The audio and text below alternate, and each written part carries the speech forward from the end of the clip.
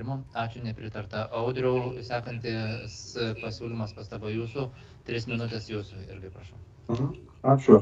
Tai ačiū labai už galimybę pasakyti dėl šitų pataisų paketo. Trumpai, diskusija kilo kaimo reikalų komitete praeitą savaitę. Ponas Ropė pasiūlė savo pastabas, ten žodžiu mes buvom išsakę tas pastabas, pasiūlė surašyti raštu pagrindiniam komitetui, tą ir padarėm. Aišku, tų pastabų būtų ir daugiau, bet mes vieną susikoncentravom, tai dėl neaiškaus proceso ir sprendimo buvimo arba nebuvimo.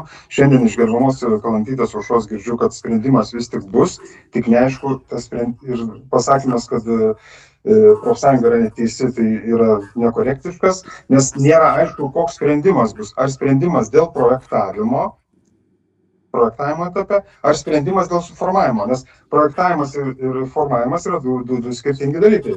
Tai vis tiek išlieka neaiškumas, ar tas sprendimas bus dėl sklypo suformavimo.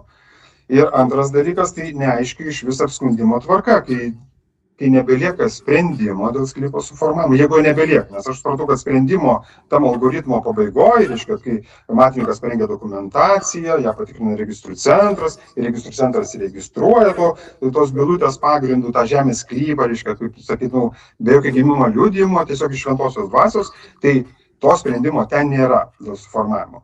Tai tokioje situacijoje tada vėlgi nebeaišku, kokia bus apskundimo tvarka ir kodėl jinai nėra aiškiai aprašyta žemės įstatyme.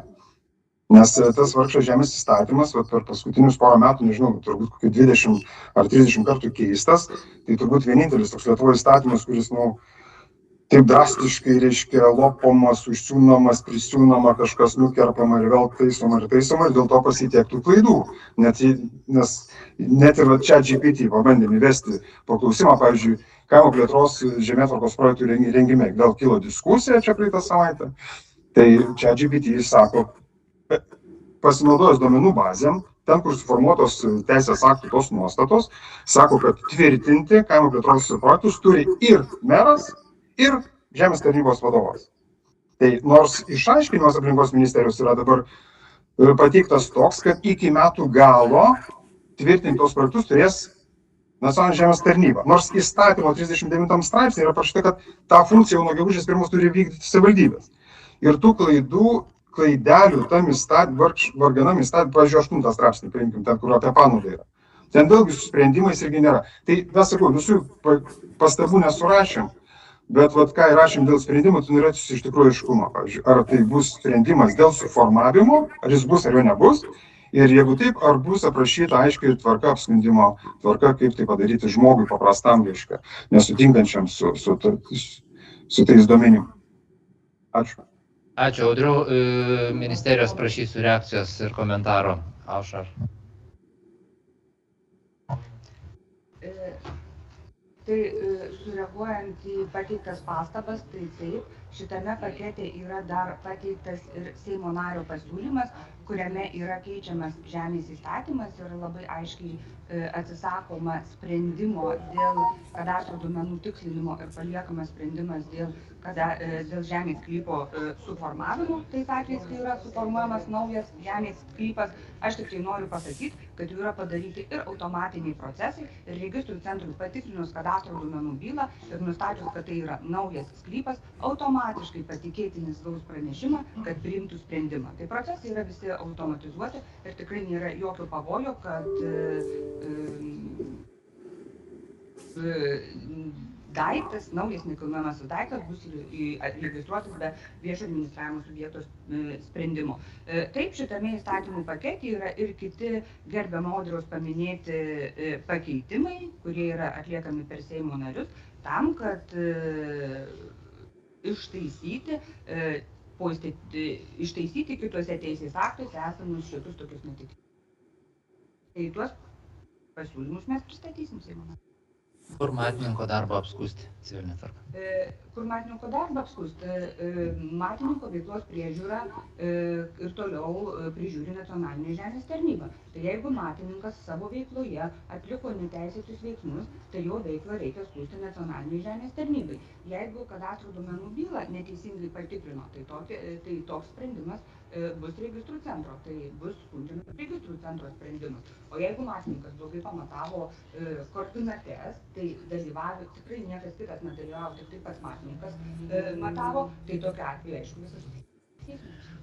O jeigu, visai nesenai čia toks atvejis buvo, šiek tiek nesusiję, bet matininkas padarė klaidų, buvo senyvi žmonės, pasirašė ant tų bylų, negalėjo suprasti, neturėjo kompetencijos įvertintų klaidų, bet kai jau paveldėtojai pradėjo žiūrėti ir identifikavo tas klaidas esminės ir matininkas buvo miręs.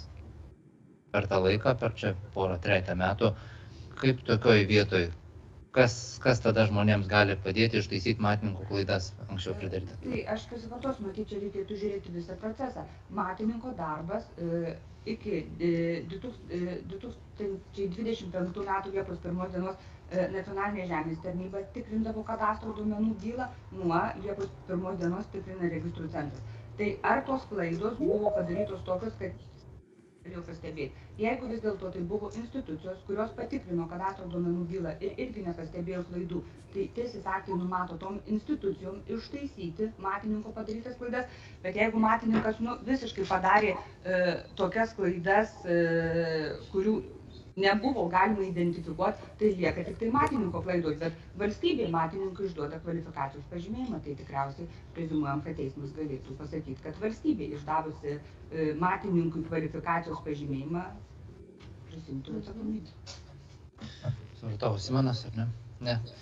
Kolegos, ar galim, Audriau, norės sureaguoti, prašau. Jo, aš labai dar trumpai norėčiau sureaguoti gerbiamos Aušros Kalantytės išvardintą tą visą algoritmą, tik noriu paklausti, kur tai parašyta? Tai, ką jūs įvardinot, kur tai parašyta? Geras klausimas, Audriau. Įstatymų pakete, teikiamame įstatymų pakete ir dabar teikiamuose dar Seimo narių pasiūlymuose. Tai žiūrėkit, bet kokiu atveju tada įvertinsim dar Seimo narių pasiūlymus, pasižiūrėsim ir jeigu kitoj stadijoje dar trūks kartu su ministerija, prašysiu, kad komiteto vardu mes peržiūrėtumėm ir paruoštumėm pasiūlymą.